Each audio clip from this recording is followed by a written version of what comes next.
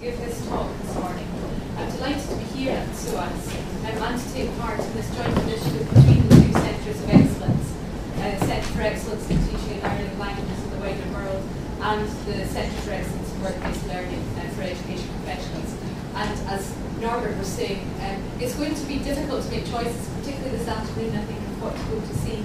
But I'm looking forward to participating in what I'm sure will be lively and fruitful discussions for all of us.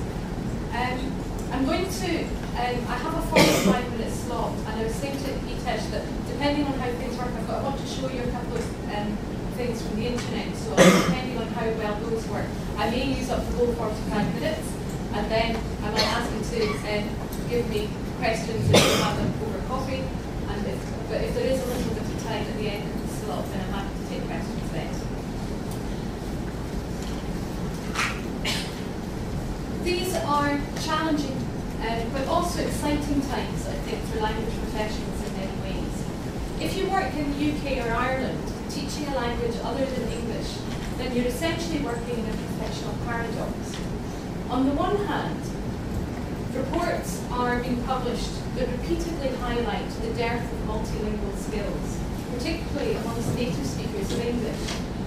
For example, the European Commission has been emphasising over and over again that around 11% of SMEs, small and medium enterprises across Europe are losing contracts because of a lack of language skills.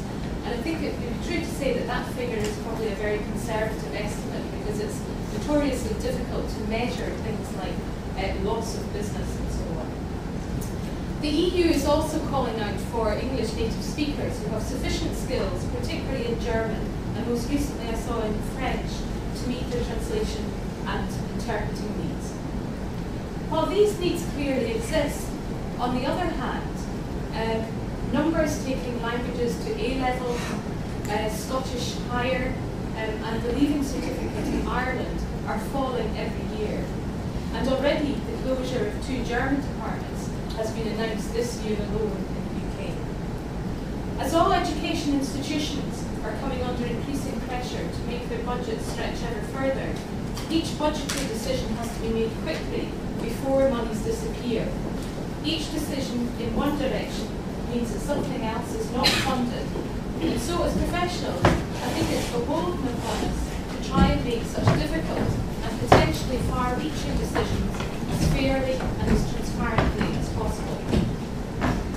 More than ever in the field of languages education, decisions have to be made about what and how our students learn, how we teach, and which initiatives we resource.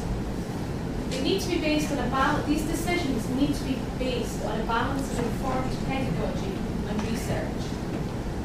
We have to put our energies and finances towards approaches and methods which will make a difference, which will increase the linguistic and intercultural capacity of our learners, and which will prove in both the short and the long run to have been worthy of that investment. Against a background where discussions abound as to what is actually meant, particularly in light of this year's economic events, by descriptors such as the knowledge economy, the global economy, and the networked world, the topic of today's event could not be more timely. Within the field of language learning and teaching, one area which continues to provide a particularly rich field of exploration and potential, and to prove interestingly financially alluring to institutional managers, is that of the integration of information and communication technologies into the language learning process, be that in the classroom or beyond. Resources may be scarce, but technological developments continue apace. Can we actually afford, as language teachers, not to take up every opportunity to integrate new and exciting teaching and learning tools into our professional practice? I'd like to divide my talk today into 3 areas. First of all, I'd like to review some of the possibilities now open to us as language teachers in terms of available technologies, and to highlight, through the use of a few examples, the way in which these technologies are being or can be used. Secondly, I'd like to review the domains and disciplines which overlap with and inform our theoretical understandings of how language learning happens. I know that this is something that Norbert will be going into in some more detail, so I'll go over that quite quickly. And how to pose the question, what more fundamental education principles might be served by the introduction within this framework of technology-enhanced language learning. And thirdly, I'd like to consider what research has been taking place over the last 10 years in the field of ICTs and language learning, and suggest how a stronger research agenda might lead to the creation of a more solid base from which technology-enhanced language teaching and learning can develop at all levels and across a wider range of languages than is currently the case. I'd like to begin by saying that I think that the term technology-enhanced language teaching and learning is a particularly useful one for us, because it correctly points to the central duality of language teaching and language learning, and the added value which can be gained by integrating the use of technologies into these commonly, but not necessarily interlinked processes. In talking about the use of technologies in language learning, it's important to remember that across the world, a range of individual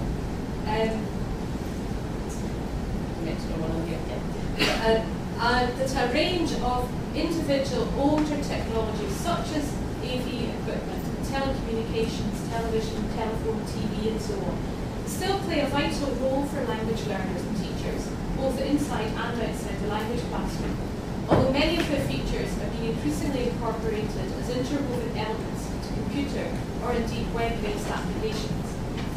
This is important because we need to continue to learn from our past experience, avoiding the mistakes of the past, for example, over-reliance on any one tool or application as a panacea to all our problems or issues, but rather also holding on to tried and trusted methods of particular teaching skills. It's debatable, for example, whether carrying out a language production task is pedagogically different, whether the stimulus is provided via TV and video or via a web-based facility. So we're going to try one. Okay?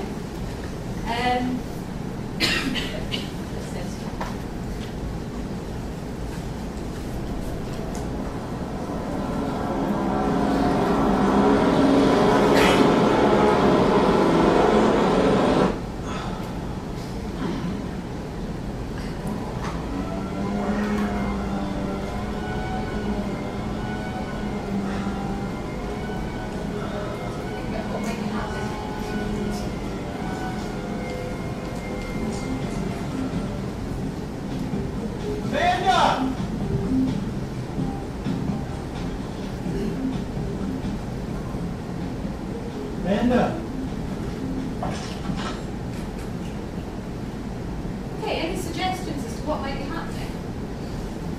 What did you hear? Yeah? A man has lost his lawnmower. She's called Amanda. It could be. And he calls his lawnmower Amanda. Okay. I call mine Sally. Okay. Let's now watch and see if we can see what was happening. Some of you will recognise the clip, I think.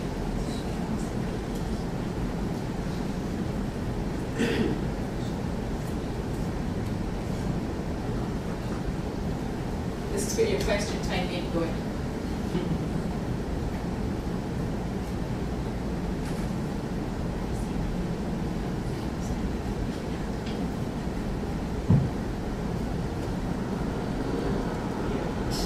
Sorry, it was the leaf blower.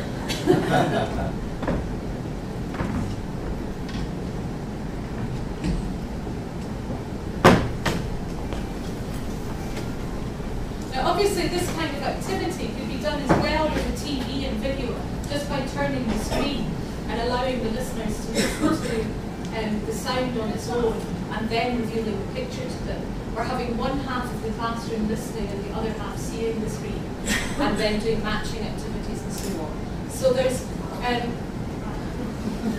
that's what happens next, okay? So that,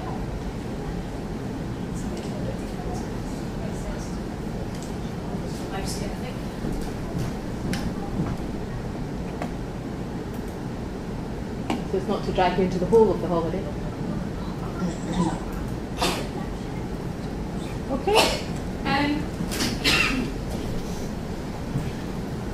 So of course you can do around it happening now, what happens next, and so on. And really, the fact that the medium is different makes very little difference to the pedagogy. This, however, is not always the case. And you forgive me if I quote myself and a colleague, I hope, from about 10 years ago. We were looking at the impact of the internet and trying to consider the extent to which, in fact, as soon as you start introducing a new technology into the classroom, you must at least consider whether it opens up different opportunities for you in terms of pedagogy, pedagogical approach, and how new opportunities for communication and so on.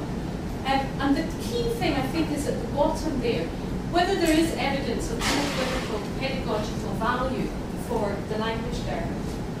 It seems to me that these considerations are all the more relevant today as the range of available technologies multiplies. It's hard to believe that the World Wide Web has only been in existence for about 20 years, blogging for about 10, and that Twitter only began in March 2006. There were days when we thought a tweet was only something that we heard in the garden.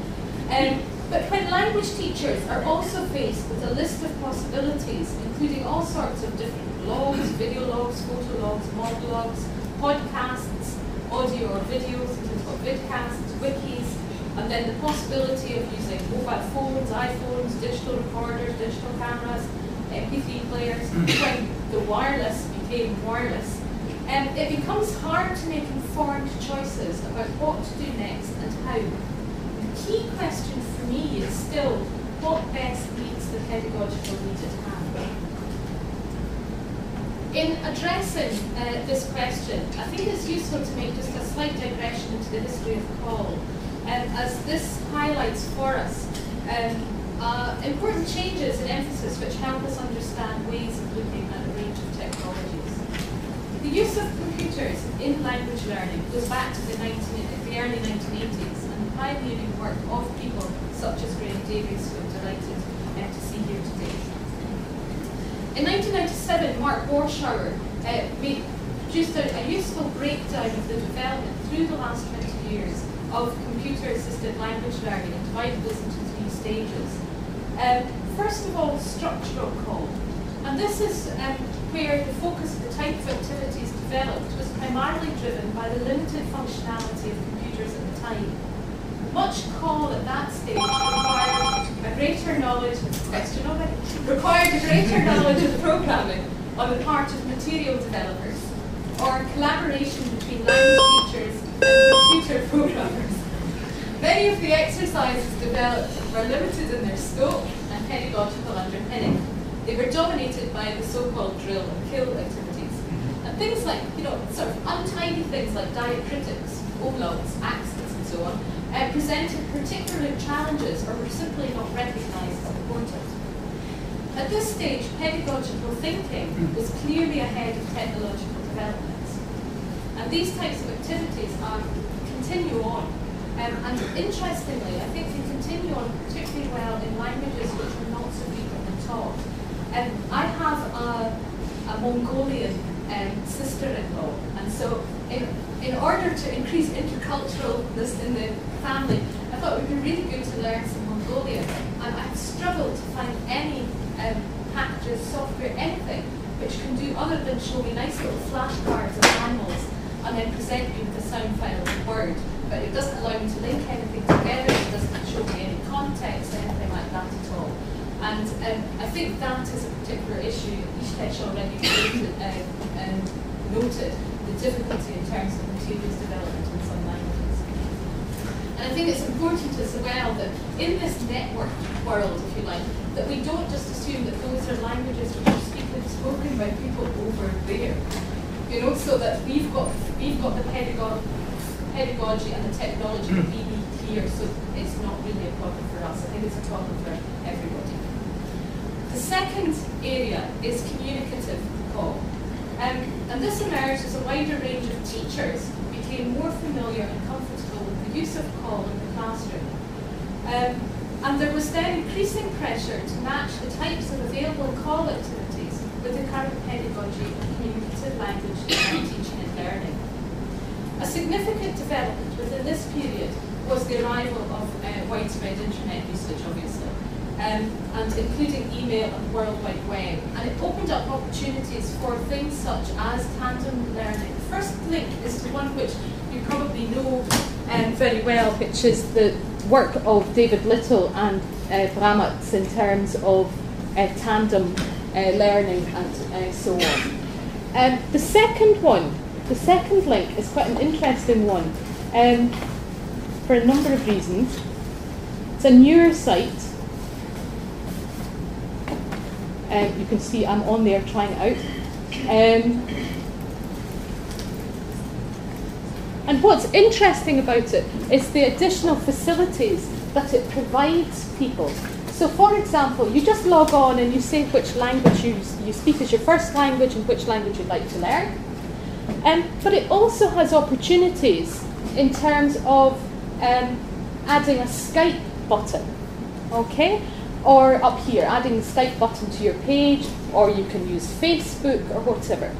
And when you look through the different threads, you can see that a lot of what is going on is negotiation between initial language pairs as to which mode they will actually use in order to communicate further. So you get people start saying, well, I don't use Facebook very much, but I've got Skype already and I'm quite comfortable with that. Maybe we could talk to one another, that would be better.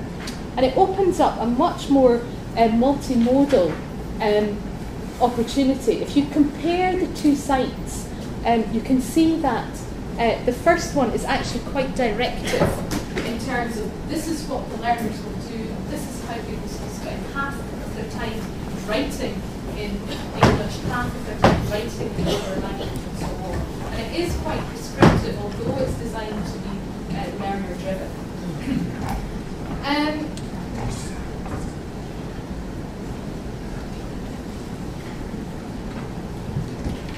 At this stage, within communicative call, the computer acted both as a stimulus and a tool to make students more active learners.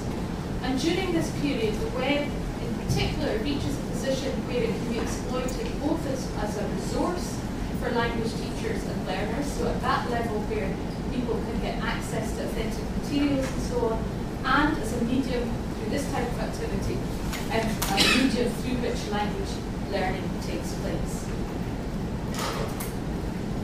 The third area is integrative call. And it's at this point that the emphasis in call moves fully away from individual pieces of commercial software to incorporate more fully a range of web-based activities, ideally integrated with one another, underpinned by a more holistic pedagogical approach. And with it seems, a commonly represented perspective of scaffolded learning within a socio-communicative framework.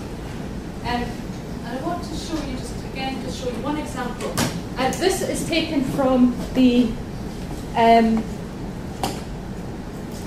Subject Centre for Languages, Literature and Area Studies. And what they have created, they have a project going which provides a template. So, it's only available to UK institutions, so you're probably more familiar with it than I was.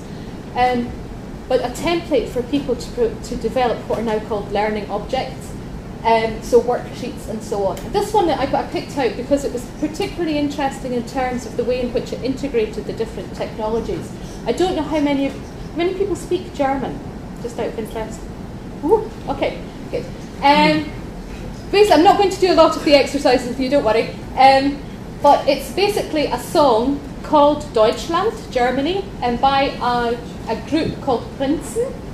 And simply all you have to do is work your way through the worksheet. And the emphasis is on, the ultimate emphasis is on the use of colloquial language in German songs.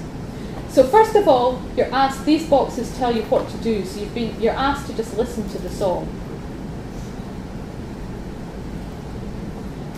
And the next activity, when you have done that, is to consider what kind of image this gives you of Germany and the Germans. So hopefully it will.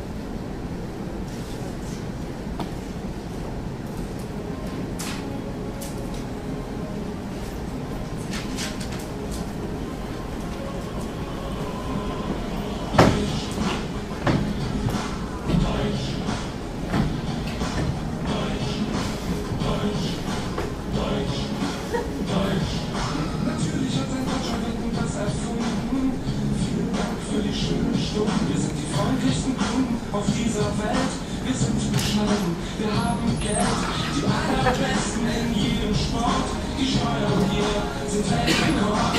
Reisen Sie Deutschland und bleiben Sie hier. Auf diese Art von Missbrauch warten wir, bis jeder hier wohnen. Wem es gefällt, wir sind das freundlichste Volk auf dieser Welt. Deutsch, Deutsch, Deutsch. Nur ab. Okay.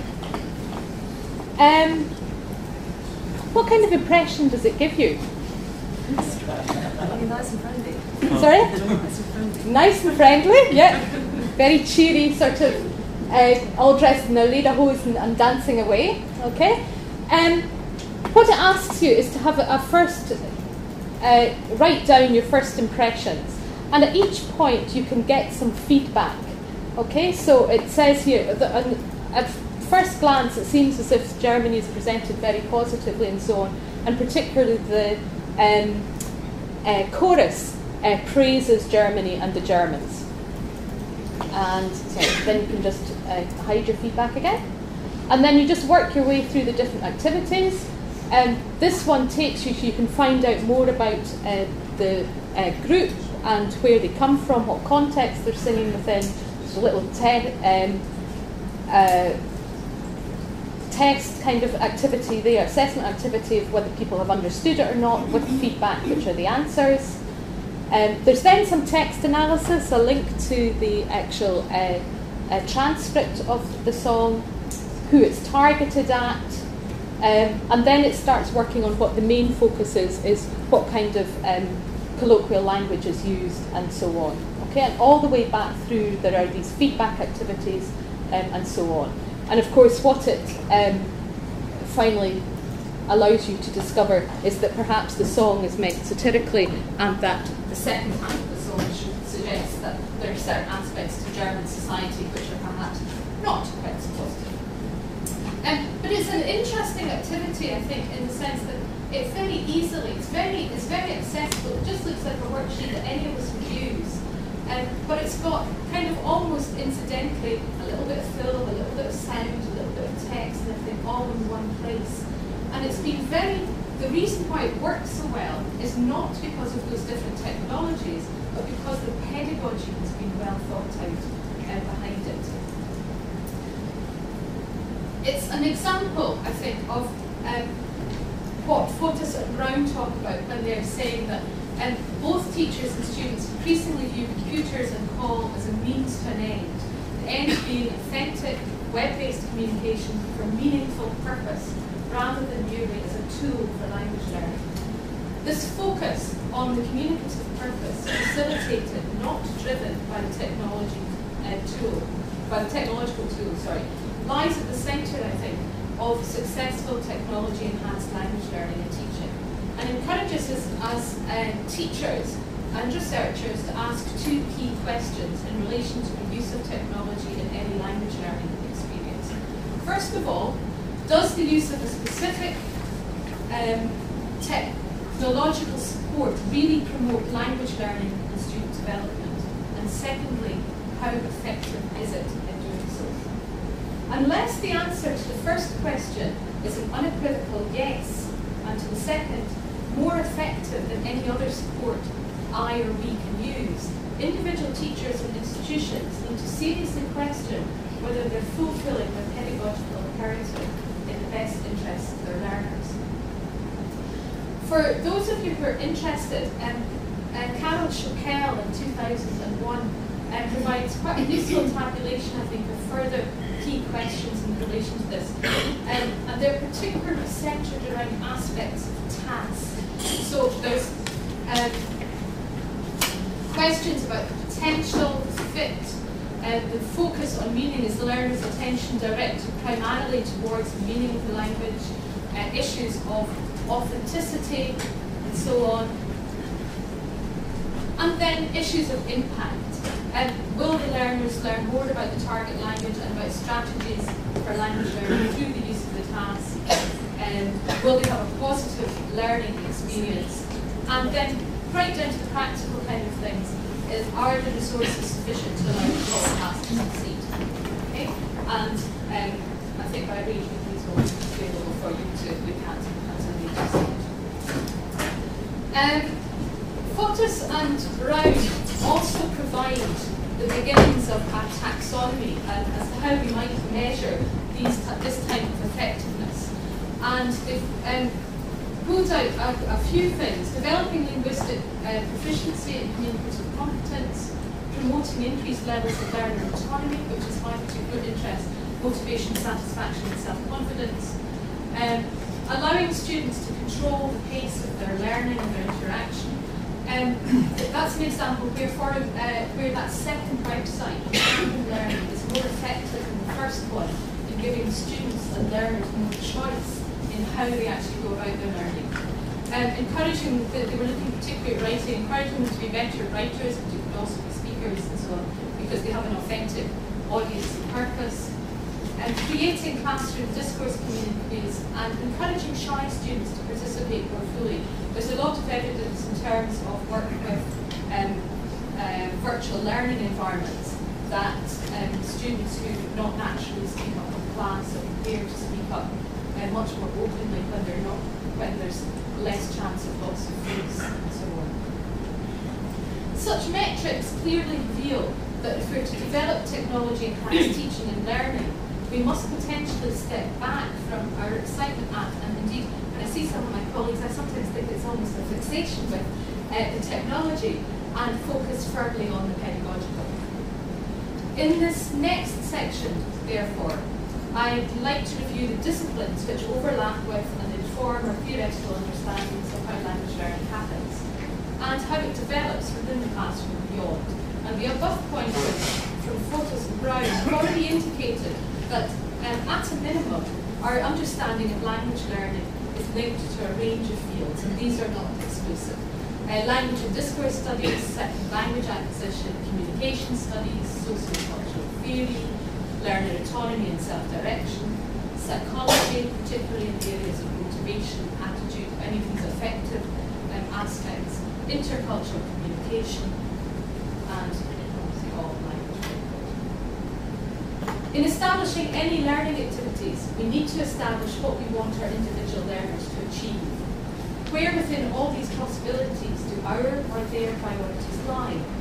Do we wish specifically to improve their motivation in language learning, or refine specific linguistic skills, or encourage them towards greater autonomy and self-direction, or enable them to interact more confidently and appropriately with counterparts from another culture, or, which is more likely, to achieve all of these, if not in equal measure?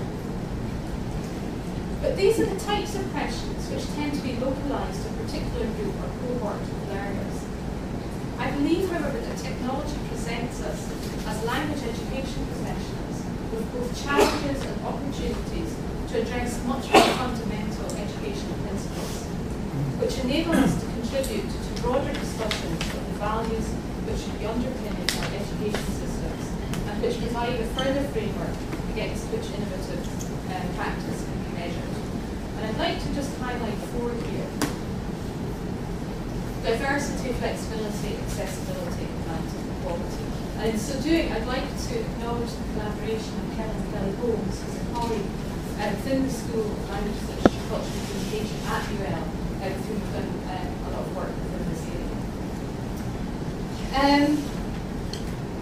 As a result of, if we take diversity first of all, obviously as a result of sociocultural and economic factors, the profile of our learners is constantly changing.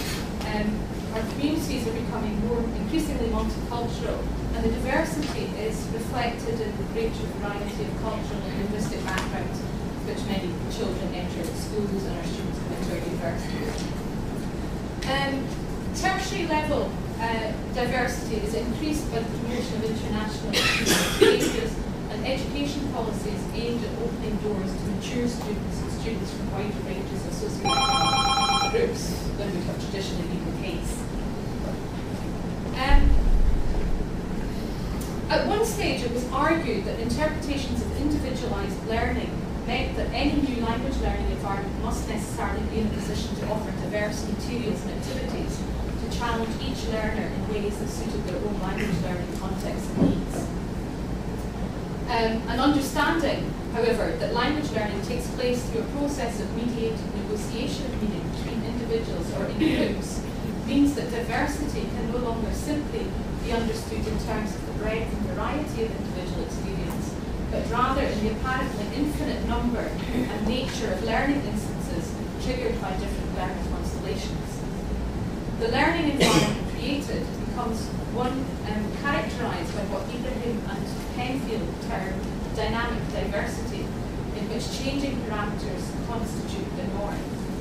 Within this diverse context, the role of teacher and learner becomes less clearly defined, and opportunities for significantly more diverse language input and production are made possible not only in linguistic and cultural, but also in technological terms. Such diversity of learning experience demands greater diversity also in assessment, and this is an area which I think is often overlooked. And it's here, because I think it's here that our greatest challenge lies. For while it's exciting and rewarding to recognise the potential of any new learning environment and develop strategies to exploit that potential to the full, it's arguably much more difficult to establish reliable and valid modes of assessment which capture the diversity of the learning taking place and measure the progress learners are making. The second area is flexibility. I think we know what a flexible learning environment is. It's one where content, curriculum, materials are changing and changeable, they're constantly being evaluated and re-evaluated. And fostering flexibility among teachers and learners also involves fostering the ability to think beyond the individual's own language and culture, to encouraging language and cultural awareness in terms of othering discourses, as Said puts it. Flexibility is a state of mind. Constructing a learning environment that fosters flexibility also implies some degree of openness, both to the novel and the innovative, as well as to what are seen as traditional aspects of learning.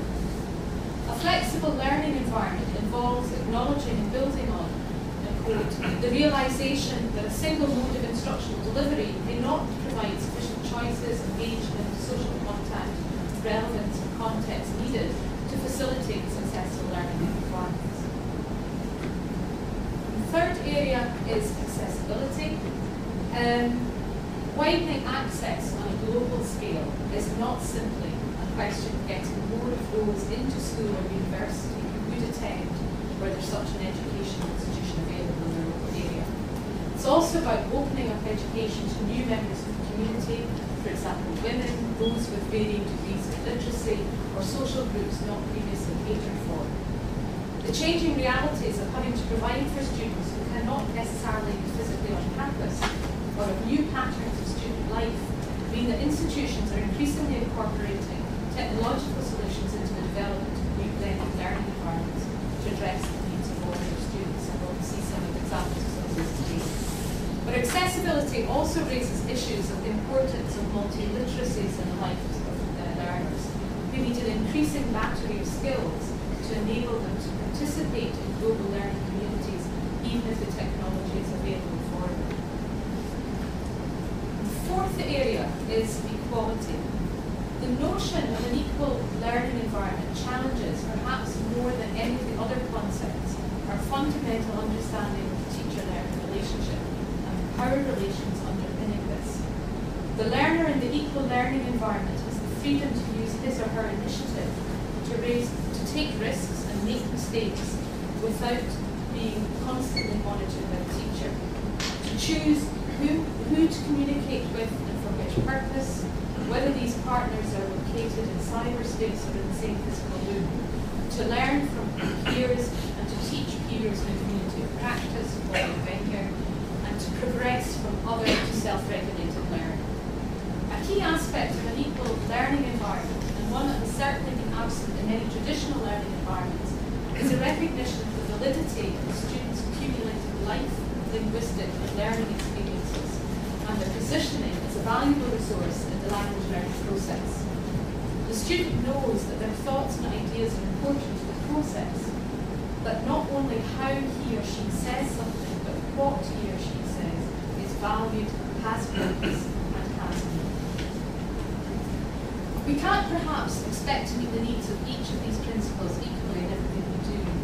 But if we understand language learning as a lifelong process, understand language as dynamic, understand that both we and our learners are always learning, even as native speakers, how language usage is changing in the face of new challenges, new parameters, new rubrics, new economic situations and new technologies, then we have to appreciate that our learners are with us only for a short stretch of their learning journey. Rather like the mentor figures in extended Bildungsroman development novel, we both have to help them discover what they need now, more language, but also ensure that they pick up more tools, pedagogical and technological, to be able to continue the journey with a greater hope of success when they leave us behind. Our focus in developing successful language learners lies not simply on the standard pairing of accuracy and fluency, but now rather in Warshauer's terms, accurate plus fluency plus agency. These issues and the types of areas which overlap with language learning are also ones which have been recognised by researchers and teachers in computer-assisted language learning. And Eurocall, the European Association for Computer-Assisted Language Learning, interestingly uses many of the same areas of relevance within its research policy statement, adding to some of the ones that I've talked about already, cognitive science and computer science.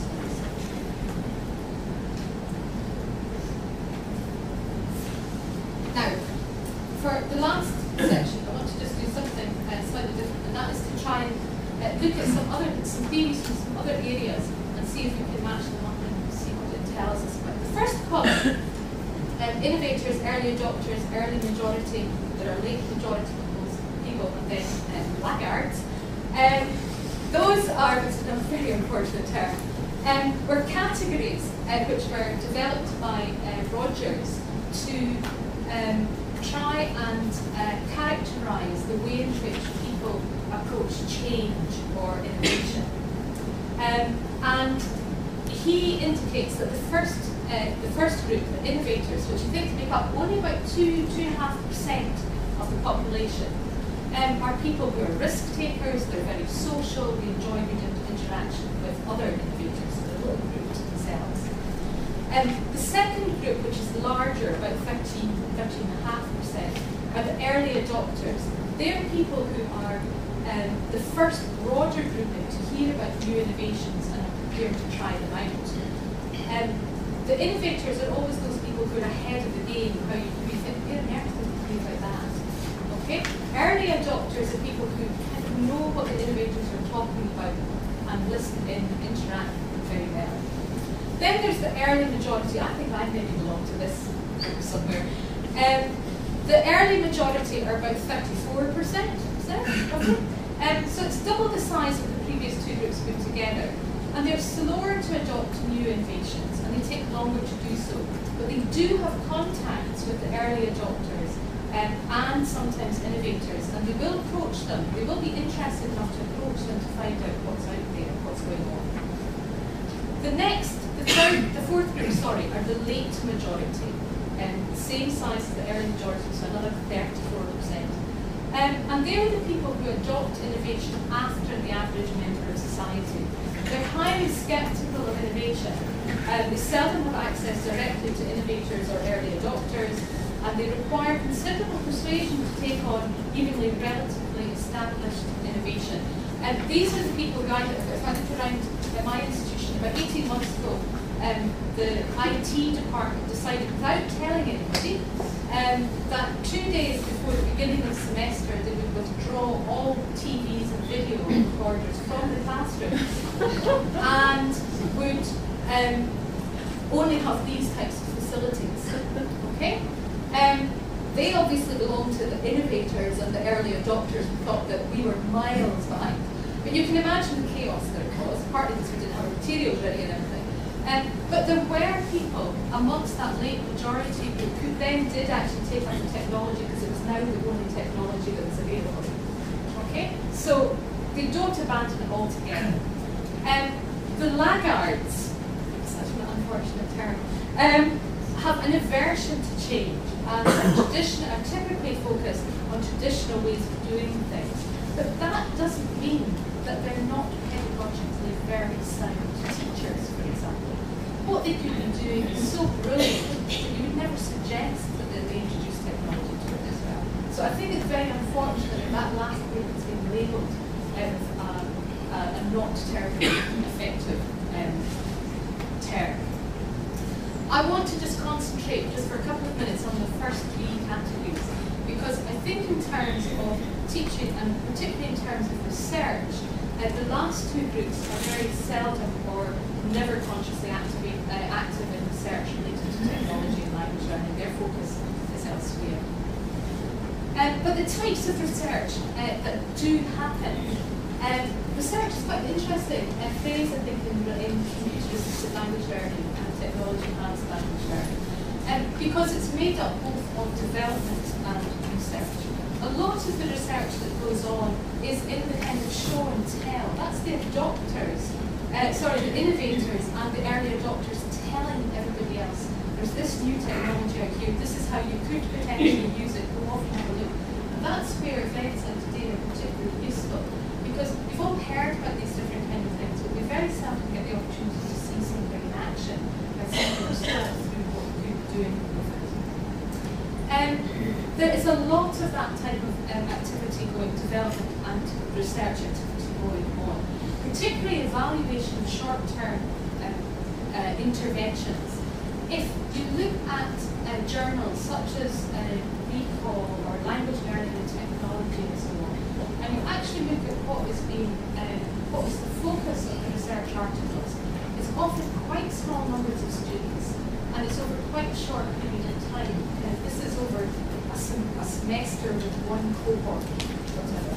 And I think, I'm going to stop there, but I think that in terms of where things are going, there's a danger that we get caught in a kind of a mini research loop, where as each new innovation comes along, we think, oh, we must go and show and tell that one, we must try it out with one class and so on.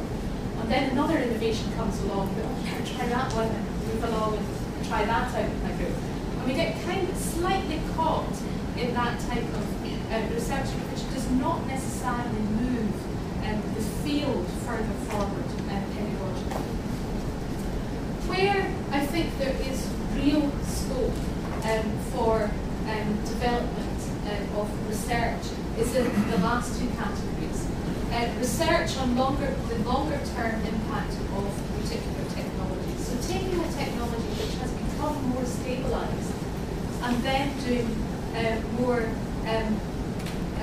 longitudinal research on its impact. And then the second area is to, in a sense, almost go back from the individual technologies and look at the function of what a particular technology provides, and continue to do research on aspects of language learning within which integrations of ICTs play a role, so that it's not necessarily specifically about this type of, this one specific technology, but about a class or a group of technologies, which even if they change slightly from one year to the next, you can still continue your research because you're focusing on a particular aspect of a wider category. I entitled my paper Challenges and Opportunities. I think within research, and we need to be doing more research. We need to be informing our teaching and our learning with research activity. The potential challenges are that it's at times too tool-oriented. We get too excited about the latest thing, although that's very important that we know about it, rather than pedagogy-driven activity. We have that danger of the research loop, and in terms of opportunities, it's maybe just about being a bit more bold with our research and to believing that this is an established area. Often in articles that start off with CALL's only been around for 20 years. CALL has been around